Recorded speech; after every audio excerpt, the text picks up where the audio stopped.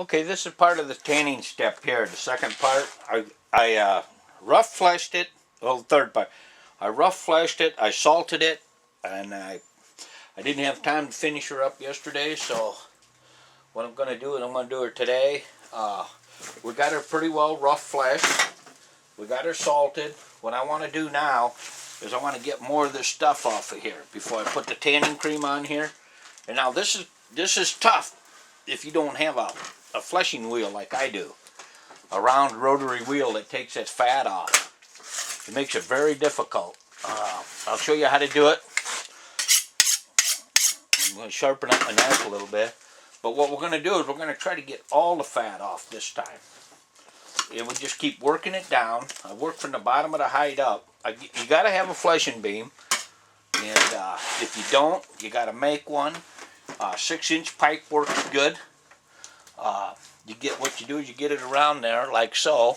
I've put out fleshing videos before. And what we want to do is get the rest of this meat off of here. What it is, it's easier to get off now.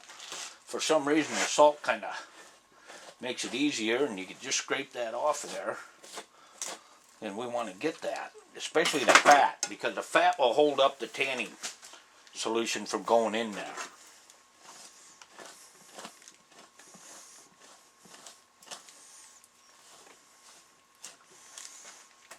And we just keep working that baby down, and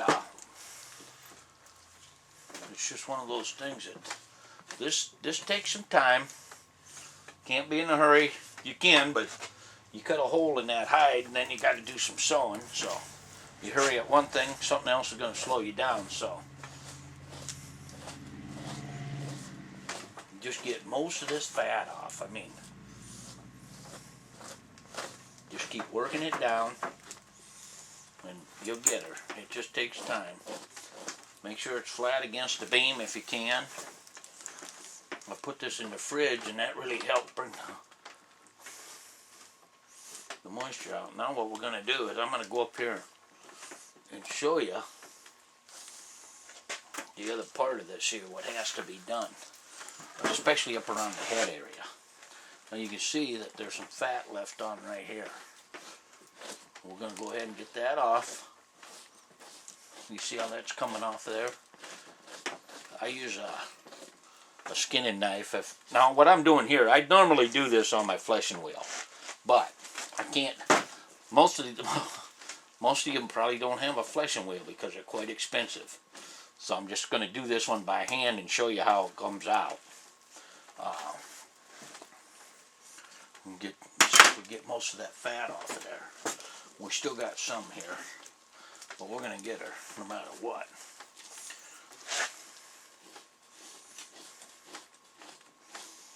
A good knife will do wonders for you. Keep it sharp. You do more damage with a dull knife than you do a sharp one because you put so much pressure on it. I kind of get mine sharp, and I give it a few licks now and then, and that really helps keep that blade sharp. It resets that edge, and you see how that kind of just peels right off of there.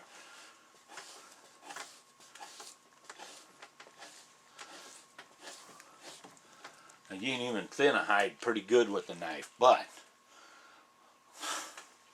if you're just learning taxidermy, don't go too much for thinning except around the eyes and the nose. What happens is also when you put this, salt this, the hide shrinks. You've taken the moisture out, and that's what happens. The hide will shrink on you. So don't be surprised if it doesn't look the same, or feel the same, or go over the fleshing beam or the pipe, your 4-inch pipe, the way it did before. You just keep going like so.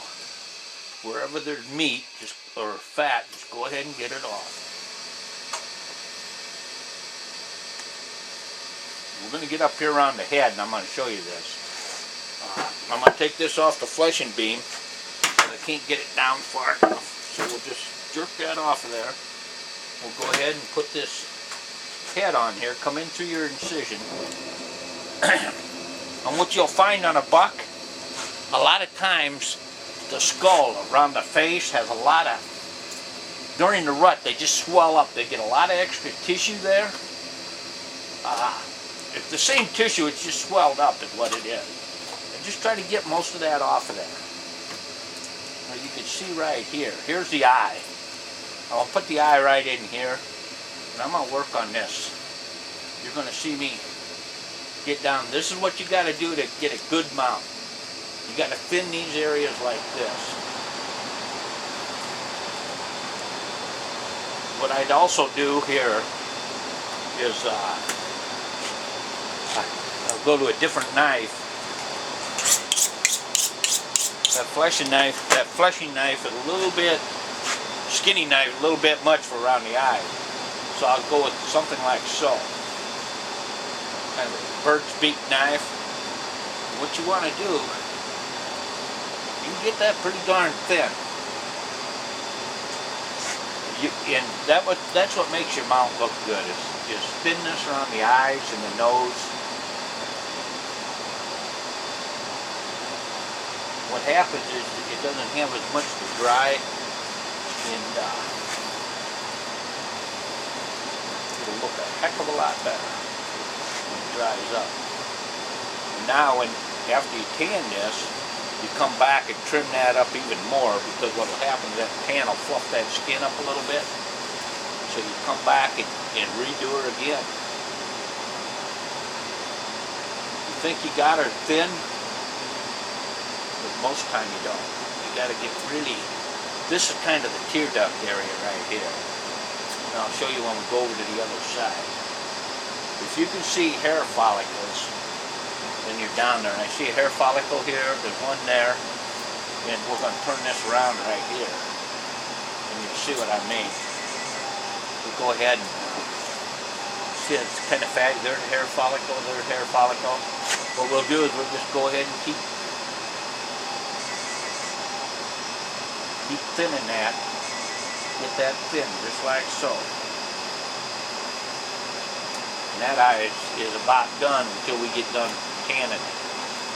If you see anything extra, just go ahead and get it off there. You can pretty much, you got a sharp knife, you can do it. You got to keep your tools sharp here. I'm going to go to this other eye. You can kind of see this extra. This buck had some extra. It's just, I don't know what it is. It's almost like it's filled with water. Just as an extra. Just extra stuff. It's just, and it's good to get that off because your form will fit better.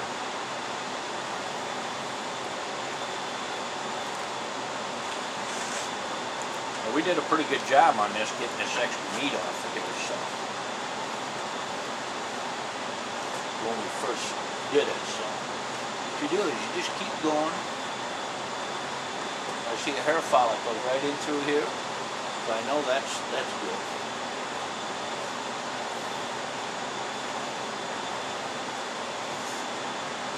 Just keep going. Just kind of keep your blade flat like so you don't cut down through that skin. You can go ahead and just rest your, just keep going just like that. And peel that down. Now if I was on my fleshing wheel, I'd have this deer done already. But most of the people out there won't have that fleshing wheel, especially if you're just starting out. That's understandable. They can't afford that stuff. You don't even know if you'll stay with it.